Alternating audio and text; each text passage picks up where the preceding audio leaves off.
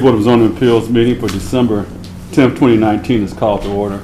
Madam Secretary, can I have a roll call, please? Commissioner Cook, Present. Commissioner Barnes, Present. Commissioner Jones, Present. and Chairman Brown. Present. 4 members present, you have a quorum. With a quorum, we can move on with our agenda. Next item on the agenda is the order of our minutes, and we have noted that there are corrections that need to be made on the minutes, and those have been noted. So I'll ask a motion to approve the minutes with the necessary corrections. So moved. Second.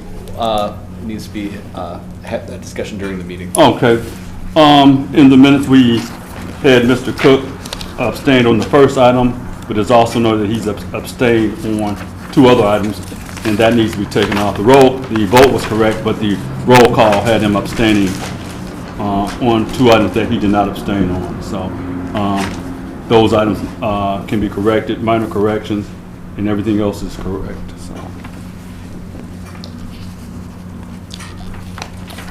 all the commissioners clear. So you'll move for acceptance With with correction? necessary corrections. So move.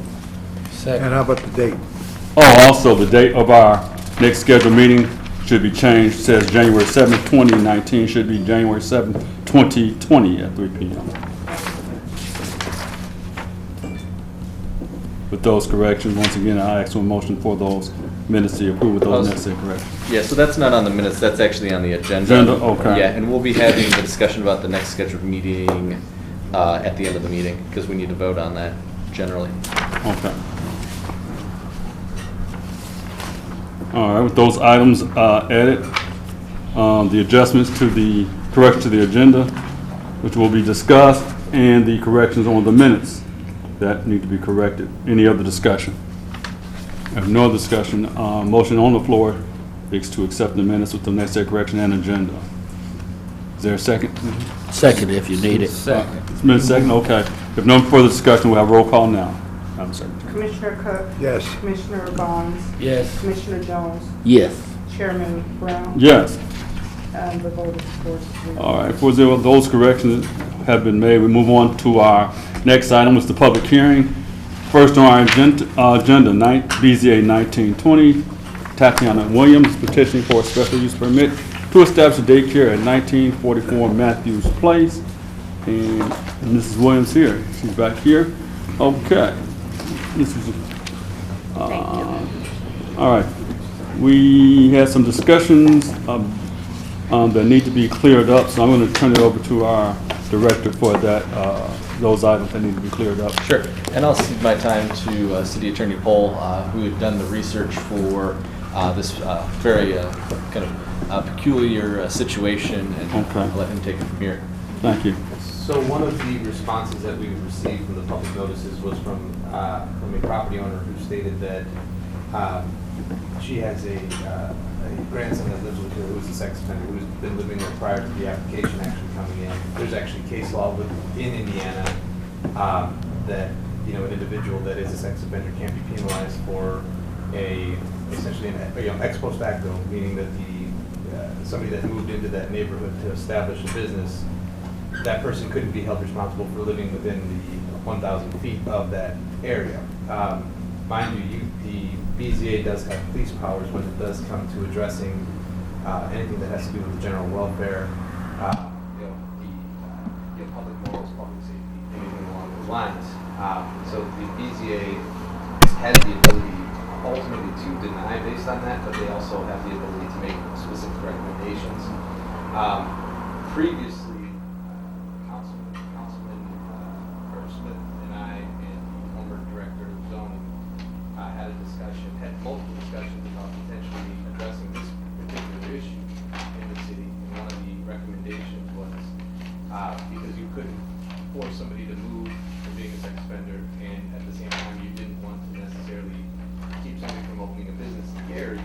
One of the potential resolutions that we came up with was the requirement that anybody that does open up a business within 1,000 feet of a registered sex offender would have to prospectively notify all parents and guardians that they do have a sex offender that lives within 1,000 feet, just so they're aware of that. You know, it's kind of a backward situation. However, it's kind of the only resolution we came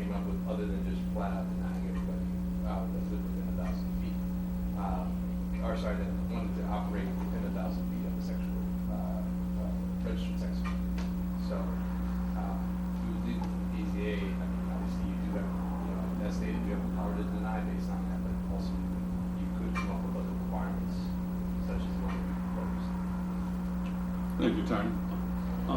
Commissioners, you've heard the attorney's report. Do you want to proceed with the petition? Okay. So, last meeting, you guys had left the public hearing open. So I would recommend opening the public hearing, see if there's any additional public comment, and then closing it and proceed with the discussion before the petitioner. Okay, at this time, we're going to open the floor up for BZA 1920. Anyone here to speak in favor of BZA 1920? Once again, anyone here to speak in favor of BZA 1920? Third time, anyone here to speak in favor of BZA 1920? Seeing none, hearing none, the same. Anyone here opposed to BZA 1920? Anyone here opposed to BZA 1920? Once again, anyone here opposed to BZA 1920? Seeing none, hearing none, we will close the public portion and go back to our discussion on the matter of BZA 1920. Back to the commissioners on moving forward. Ms. Williams, we'll hear from you now. What are your thoughts? Well, my thoughts on this is that, according to the Indiana State Code, 35-42-4-11, a person who is an offender against children by operation of the law, if the person meets the conditions described in each subdivision, 1 or 2 at any time, as used in this section, reside means to spend more than three nights in a residence. If the person does not reside in a residence, a particular location in any 30-day period, an offender against children who knowingly or intentionally reside within 1,000 feet of a school property, not including property of an institution providing post-secondary education, a youth program center, a public park, or a daycare center. So, that's within 1,000 feet of a school. Daycare centers are not included in that 1,000 feet, according to the Indiana State Code.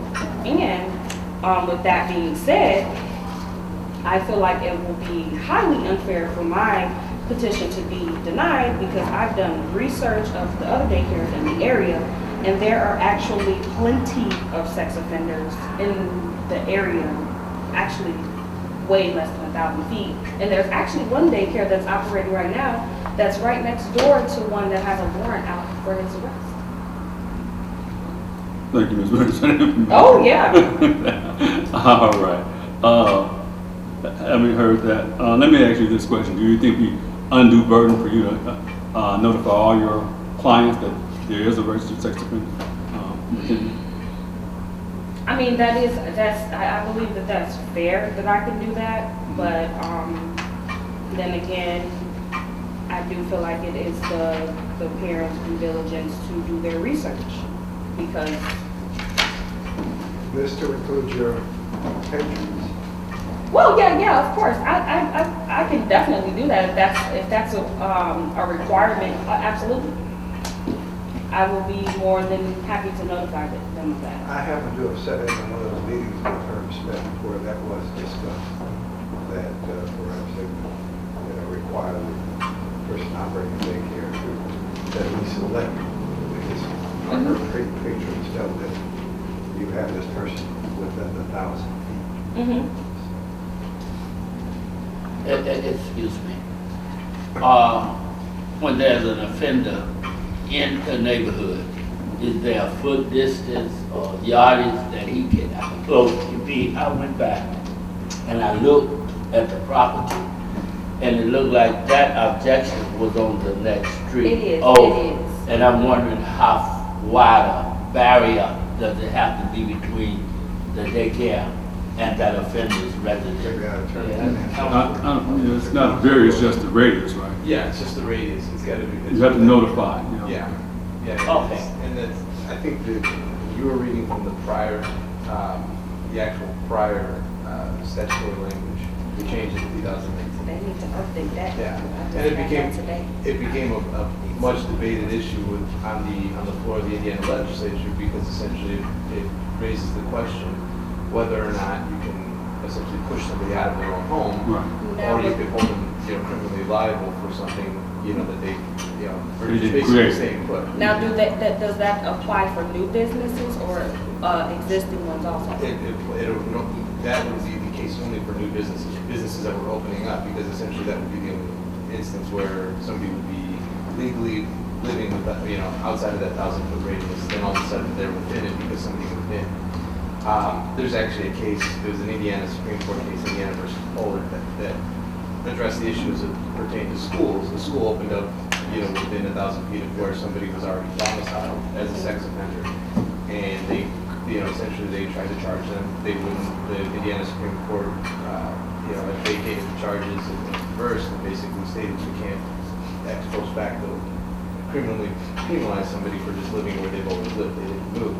So that's kind of the situation where we aren't saying that, we're trying to avoid the situation where we're saying, okay, well, you can go ahead and open up this, because that is a situation in which we would obviously be concerned for the safety and morals, the general welfare of the public, in knowingly allowing that to happen without there being some sort of notice to prospective. Well, I did speak with the licensing division of, for child care, and, there is no, so this is just within the city, because according to them, there's no limitations on it. That's correct. I mean, that's So essentially what our authority. if I get denied here, but not denied in the state, I think the state would be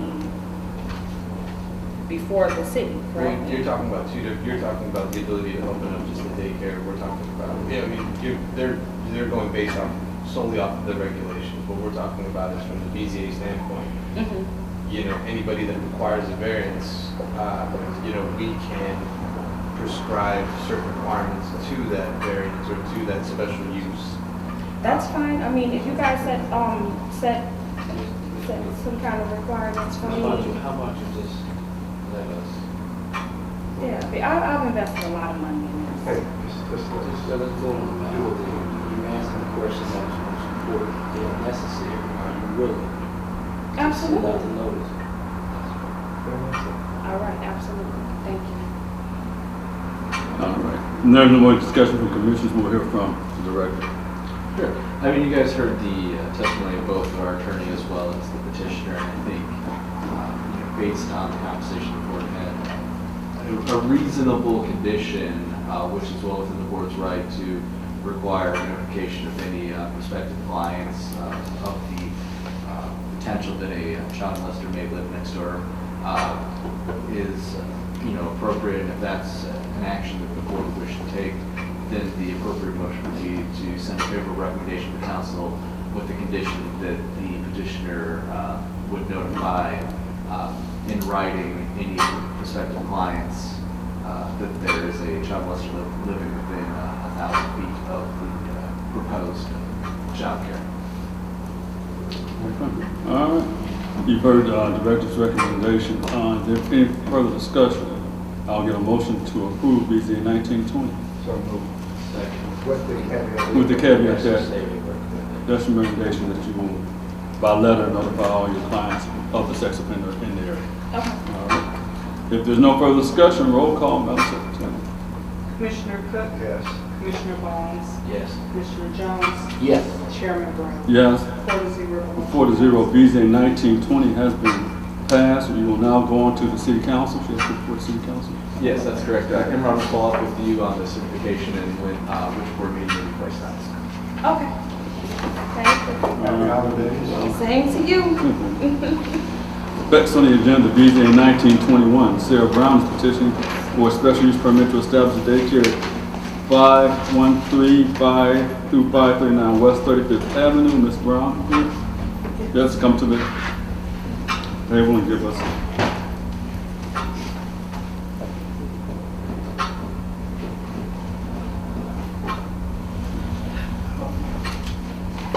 Just give us your background and on this permit and what your plans are.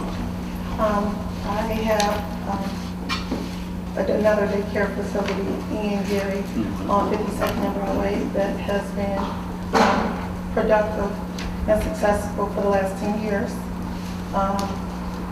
They have been in child care for over 15 years.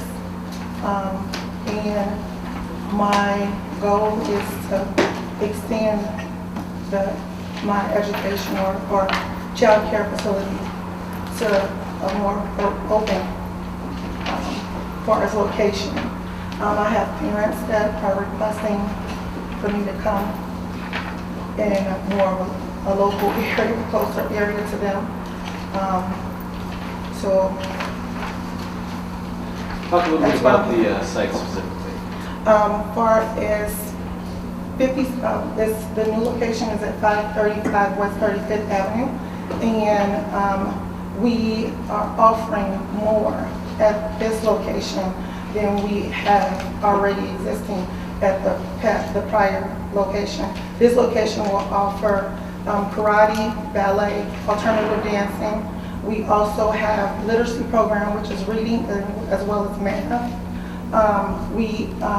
The age group is 3 to 13. It's not under 13. I'm sorry, it's not under 3. So we offer on my way pre-K. We offer where they get them prepared for preschool, and we will work with them on multiple levels of education as well as activities.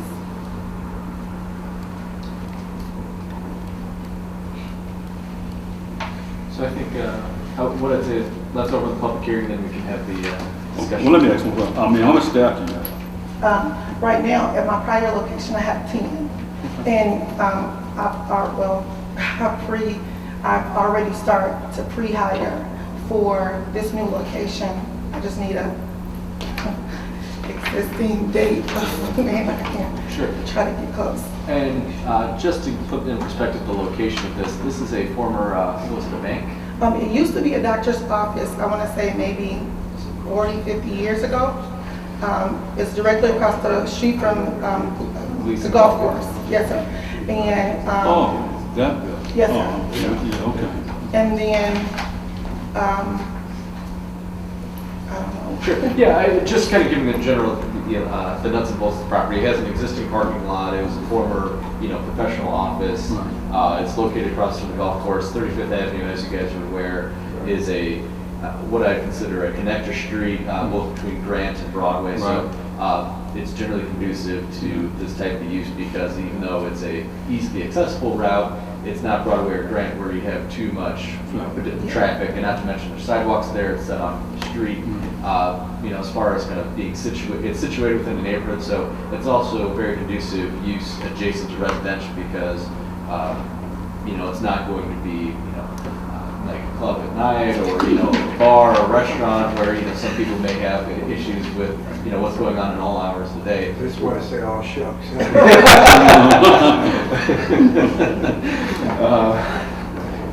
But it's a very good adaptive reuse of an existing building, and It I think actually used to be a daycare, maybe I want to say maybe 10 years ago. Sure. It was a daycare prior. And that's why there's a little bit of confusion about whether or not this was allowed, but because enough time had lapsed, it's zoned residentially, even though you can see it's very much commercial in nature, that she had to come before you for a special use because the existing non-conforming use had lapsed. So really this is something that had existed there before, and she's just requesting that something not any more intense that previously occurred to be allowed to go in there. Well, that is she buying it? I can't make out this. Correct, yeah. She'd already purchased it from the redevelopment commission. No, okay. Any further questions from the commission before we open up to the public? If no questions from the commission, we'll open up to the floor to the public. BZA 1921. Anyone here to speak in favor? BZA 1921. Once again, anyone here to speak in favor? BZA 1921. Final call. Anyone here to speak in favor? BZA 1921. Same. Anyone here opposed to BZA 1921? Anyone here opposed to BZA 1921? Final. Anyone here opposed to BZA 1921? Seeing none, hearing none, we will close the public portion and go on to, is any more comments from the director? If not, we'll go to vote. Sure. And so 62 neighbors were notified. Yes. And we have the public hearing notification from the paper as well as the receipts from them. So they've fulfilled the state requirements and the local requirements for adjacent property owner notification. Let's see, we had 2 responses of I am not opposed And we have one that says, I am opposed, however, it appears that they're actually in favor. It says, I'm opposed, I wish her all the best, and I hope she has a great success in her place, and may God bless her in everything she is doing. So I will be praying for her. Welcome to the neighborhood. So I think she was in favor, but I think she accidentally checked opposed. Thank you for clarifying that. All right, any further discussion before we go for roll call? If no further discussion, get a motion to pass BZA 1921. Sure. I would amend that to send a favorable recommendation to the council adopting the findings of fact as presented by the petitioner. Okay. Say that once again. A motion to send a favorable recommendation to the council adopting the findings of fact as presented.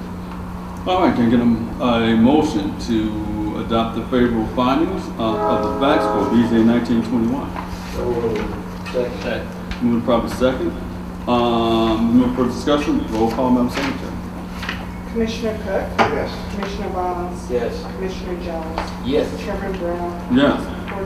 4-0. 1921 has been accepted, adopted for favorable recommendation, and will move up to the city council and get back with you. I will follow up with you with the next steps and which passage will be on. Yes, sir. Thank Good you. luck to you, man. Thank you so much. And happy holidays. Thank you, you guys.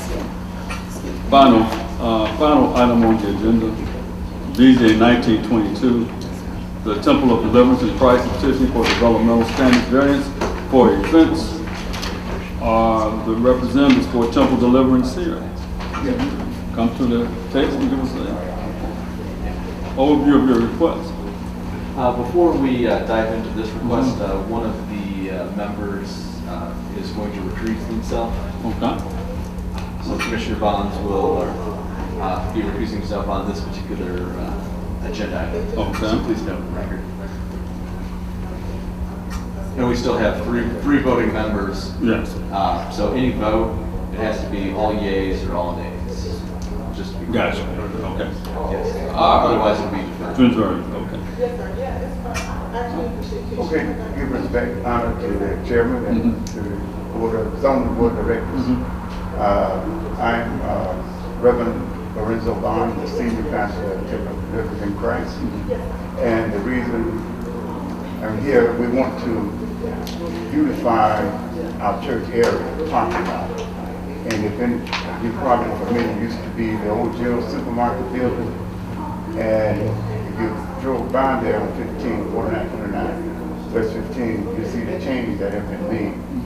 And I met a couple of the ministers in the area, and many of the neighbors, they really came, even some that visit our church, and thanked us for getting us so high out of the area. And because one while it was like a garbage dump back there. And so by us cleaning it up and remodeling the church building and beautifying it, that was the vision that God had given me. So now we haven't finished the vision, but this is a part of the vision that the Lord had given us to beautify. It's not to try to put a fence around like it's a prison, but it's going to be for landscaping and to help beautify the community. And that is what we are asking, permission that we can put this like a wrought iron fence according to the description that we asked. All right. Well, any questions from commissioners? No, just a comment. Though I saw the fence, and I think it would add just immensely to that's really nice. No question. I don't have a question. I had asked him already. Okay. He explained that it would be a wrought iron fence that would enhance the property. And That's what I saw. All right. Very good. And just for clarification purposes, they're requesting two variances from development standards. The first one is to allow for a decorative fence to be, you're only allowed to have a 42-inch fence in the front yard, considering this is on a corner lot. Technically, the entire, what's that? Yeah, both sides. Yeah, both sides, both on Mount as well as 15 are within the front yard because former grocery store is set all the way back. So it's a variance to allow 6-foot fence in the front and side yards. And then also, there's an offset required in commercial properties for it to be 5 foot off the property line. But if you go out and take a look, the way their property, their parking lot butts up to the edge of the sidewalk, which is the property line. And based on the configuration of their parking spaces, it'd be basically, they'd have to reconfigure their entire parking lot in order to do the 5 foot setback for the fence, which they're planning to put right on the property line. So when you do vote, you'll be voting on one to allow the 6 foot fence and one to allow the fence to encroach into that setback. So 5 foot required, 0 feet requested. Just want to make that clear that there'll be 2 votes on this. So there has to be 2 separate votes, you're saying? Correct. Go ahead. I'd like to try to clarify. Now, the property, the building itself, from the side of the building, we have 10-ton air conditioning units. And a few years ago, you know, they was tearing up the units. So that from the front where the church started, we wanted a 6 foot there, and that would help. It would not curb theft, but it sort of prevent. And in the back, we want to put the 6 foot run all the way back of the church. And then we wanted to make it uniform and be looking right. We wanted to be on the outside where the alley. We wanted that to come up, and we're going to have these give a little decoration. We wanted to have the columns, big columns, so to give it a lift. But from the front of the building, that is requested for the lower side of the thing. You know, like for the parking lot up toward the front, that would not be 6 feet. How tall will the fence be? So I see you have a 6 foot fence currently on the side of the property. So what you're saying? From there, if you can see right where it's a present a 6 foot fence, but you all had a 6 foot. We put some new fabrication on it. Right. But so up here, say up here, like all of that would be the 4 feet or the 42 inches or whatever that requirement is. Sure. All the way through the front. Sure. So you're only looking for 40 inch height of fence in the balance of it. Right. Okay. I just want to make sure clear, because I think certainly if that's what you're being like, we put in the application that you're requesting up to 6 foot. So we just need to know. Okay, that 6 foot is just if you bring that up. If I can use this. No, bring it for that where you see the fence on the side of the building. Right. Oh, okay. Yeah. Working my way back there. Yeah. All right. So right where you see the building start. Yes. Okay, that would be, if you come straight across, that would be the 6 feet. Okay. From there to the front, that would be the 4 feet. Okay. And I think any motion that you would make, just articulating that, so we can, the reason that we need to be so precise is when you apply for the building permit that they know that they can approve it. Okay. Yeah. Okay, no further comments from the director. I'll open up to the public. BZA 1922. Is anyone here to speak in favor? BZA 1922. Anyone here in favor? Speak in favor of BZA 1922. Once again, anyone here to speak in favor of BZA 1922? Seeing none, hearing none, we go to. Excuse me, I'll go to speak in favor. Okay. Yes, I am. Okay. My name is Willie Bonds. I'm a member of Temple of Deliverance of Christ. I reside at 1773 Noble Street in Gary. Another reason why we need that fence from the front of the church to the rear and across back the alley. If you go back there now, you see some debris that's been dumped back there. And people come in the alley, we remove a lot of trees, dug up the roots, planted a nice lawn area, and people will come back there and drive around through there. Now we know the alley, well, there's a street that has not gone through, but when things are developed, evidently they'll probably put a street through there. But right now we're maintaining that. We keep it cut all the trees down, keep it cut. but we have, NIMSCO has these rights, and they drive through. When they drive through, they prepare. But other people come through there, dump debris, turn around through there. Like I said, there's debris back there now. Some shingles and all that stuff. And we kind of pushed it a little bit further into that wooded area. But we would like to help it, Smash. It definitely help beautify. And also, it keeps those big trucks, when they miss the mark, they'll come up on 15, they'll come in our lot, turn around, go back to the truck stop. Right. And imagine what that does to the Property. market, it tears it up. We have gigs up there. We allow the school across the street to use our parking whenever needed. We don't put a lock on the gate. We just tell them to close it back. And we have some, I guess you call it building horses, will stop you from coming in. We got 2 entrances that we have put gates across in Prince. We're going to have 2 gates going across that. But it's mainly to beautify the area and also to keep those truckers from coming in and people from coming back. It took a while creating all that stuff. Yeah, okay. Thank you, sir.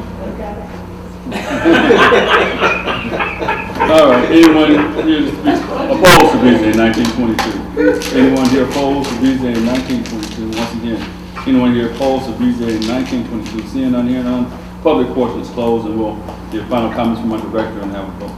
Sure, yeah, and we've received all of the public hearing notification and legal ad, so they've met that state statutory requirement as well as the local requirement. We only had one person respond, and it's a curious comment. They said they're opposed to the petition described above, and they said, my property has been vandalized 2 times within 6 months this year. 2 double pane, 5x6 picture windows. No one knows who did it. I made police reports, but nothing became of it. My back fence entrance was totally destroyed by someone trying to escape from police through the alley. I made a report. I'm saying there will be more incidents like the one I mentioned in the area.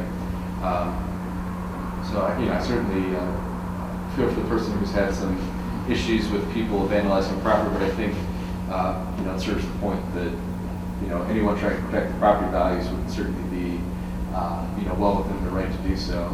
So I mean, just my comments. They're proposing to put a decorative wrought iron fence, so there shouldn't be any issues with sight visibility because you can see through the wrought iron fence, so there's not going to be any issues as far as that's concerned. Not to mention, wrought iron fence is aesthetically pleasing far more so than like a white vinyl fence or even a chain link fence. So I think that will certainly add to the aesthetic of both their church as well as the adjacent property. So I would make a recommendation to approve in both applications as presented with the 6-foot fence from enclosing the basically from the front line of the church around the back, and then a 48-inch fence, correct? 48-inch fence around the center, around the front part of the parking lot, and to allow the 0-foot setback from all property lines, so the fence can be located directly on the property line. So there'd be 2 votes, one for the setback and one for the height of the fence, and you could adopt, make your motion to mirror the language that I just proposed. All right. Motion before us to mirror the proposal made by the director for BZA 1922. Can I get a motion to accept that? So moved. And I'll second it. Move to proper second. We adopt first. So first you'll be voting on section 123333E1C. All right. Motion to accept section 123333E1C. Roll call, Madam Secretary. Commissioner Cook? Yes. Commissioner Jones? Yes. And Chairman Brown? Yes. 3-0. 3-0. That segment of it has been approved. Our next vote will be for section 123333E1. Is that 5? F5? Yeah, E1F. E1F. Can I get a So moved. I second. move to second? Move to second, no discussion. Roll call, Madam Secretary. Commissioner Cook? Yes. Commissioner Jones? Yes. Chairman Brown? Yes. 3-0. With 3-0, the language has been accepted and adopted from our director for the 2 variances, developmental standard variances for the fence height and setback for BZA 1922. That's like it, man. Good luck. Thank you very much. You will write a letter, what was approved today, and you can file the building permits, and once those approved, you guys can start construction. So this is the last board meeting you have to go to. All right, thank you so much. Welcome. Is there any other, discussion before we? Sure, so the last order of business is setting the meeting dates for 2020. And what I would recommend doing, I have, the next meeting is the Planning Commission later this month, actually on the 17th. But what I'd like to do is have both Board of Zoning Appeals as well as the Planning Commission being held on the same evening in order to be more conducive to being developer friendly as well as being cognizant of the board members' time, because some board, the Planning Commission does have an appointment to the Board of Zoning Appeals.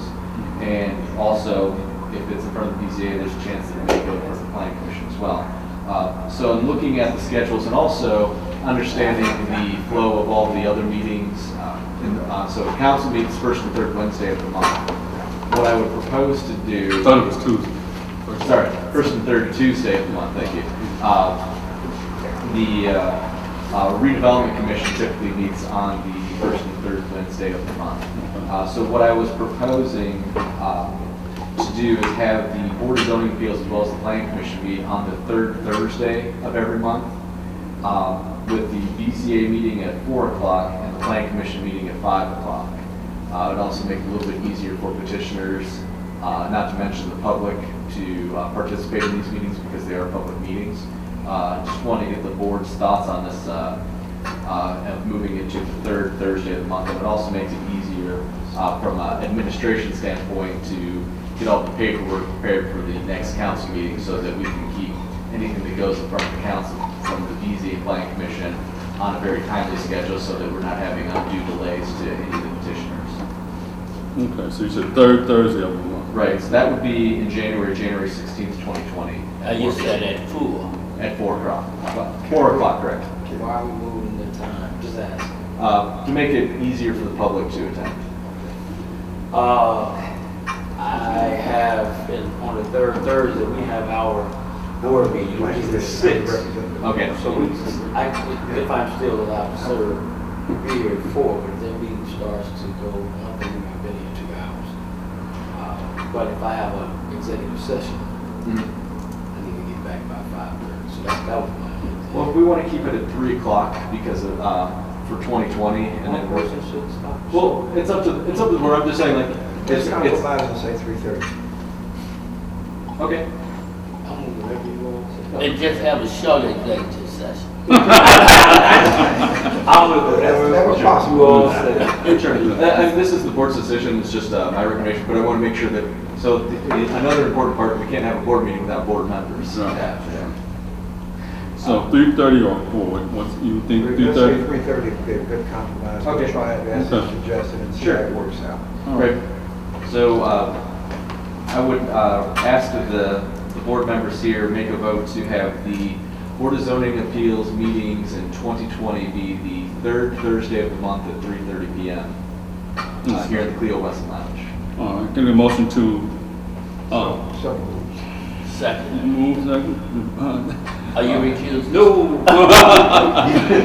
If there's no discussion, roll call, Madam Secretary. Commissioner Cook? yes. Commissioner Barnes? Yes. Commissioner Jones? Yes. Chairman Brown? Yes. 4-0. All right, 4-0. Our meeting time for the BZA is now 3:30 on the third Thursday of every month. Is that correct? That's correct. All right, we have to let Ms. Johnson know, and whoever new commissioners come on board, let them know that that's what time is. Staff will work on all the appropriate notifications as well as internally as well as to the paper, which I believe we're required to by state law. Okay. So what time would that make the planning commission? Either 4:30 or 5 o'clock. Let's shoot for 4:30. Okay, you generally plan commission meetings are the shorter of the two meetings anyway. That's what I said, let's shoot for 4:30. All right. If no other business for the board, happy holidays, and I'll adjourn. Motion for adjourn. So moved. Second. Being adjourned. Thank you, gentlemen. Happy holidays. Hey, Boris, you guys